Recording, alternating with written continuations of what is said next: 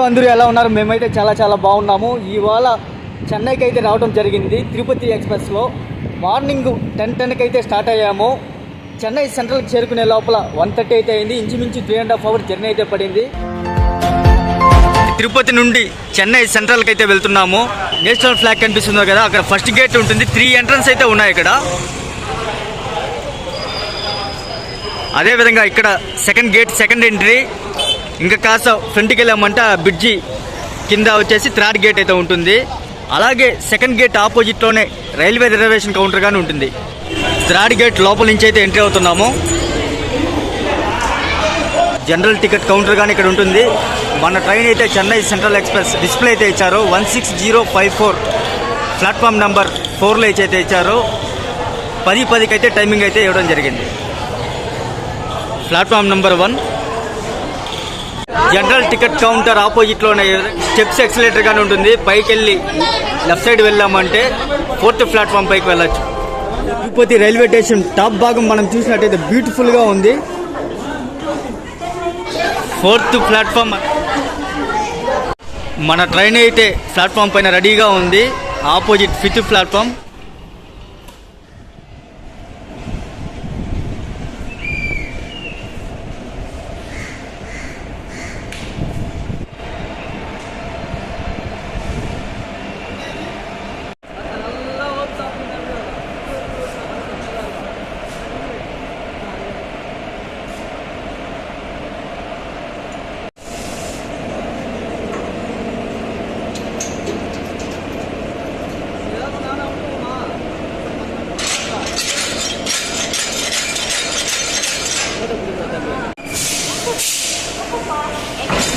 పది 10కి అయితే స్టార్ట్ అయింది తిరుపతిలో.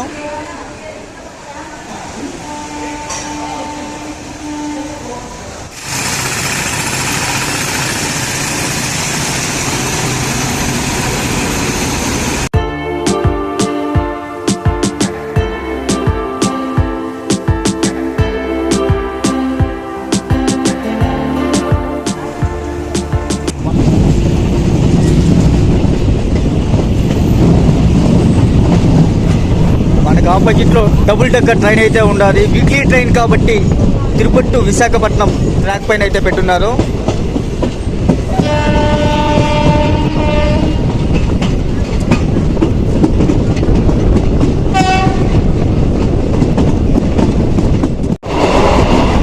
ఒక 20 minutesలోకి అంతా తిరుపతి నుండి రేణిగుంటకి అయితే చేరుకోవడం జరిగింది. రేణిగుంటలో 3వ నెంబర్ ప్లాట్ఫామ్ పైకి అయితే ట్రైన్ అయితే రావడం జరిగింది. 20 minutesలోకంతా తిరుపతి నుండి రేణిగుంటకి అయితే చేరుకున్నాం.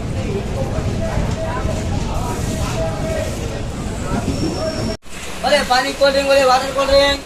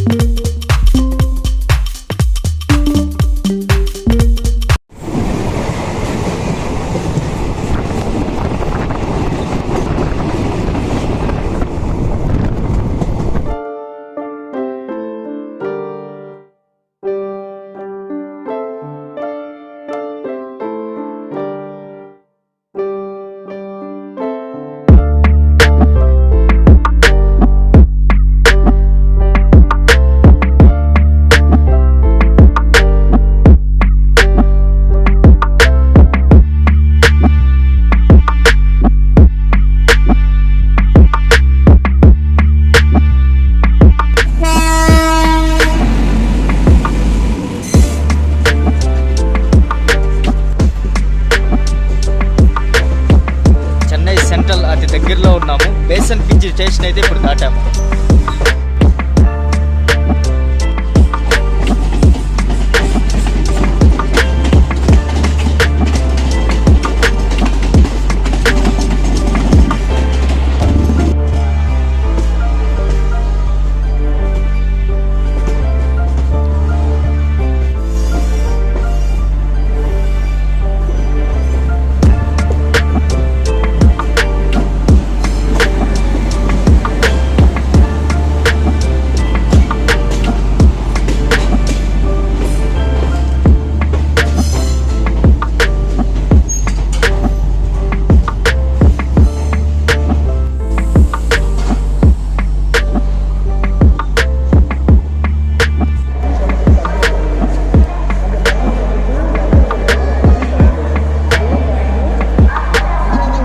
తిరుపతి ఎక్స్ప్రెస్లో మార్నింగ్ 10:10 అయితే తిరుపతిలో స్టార్ట్ అయింది.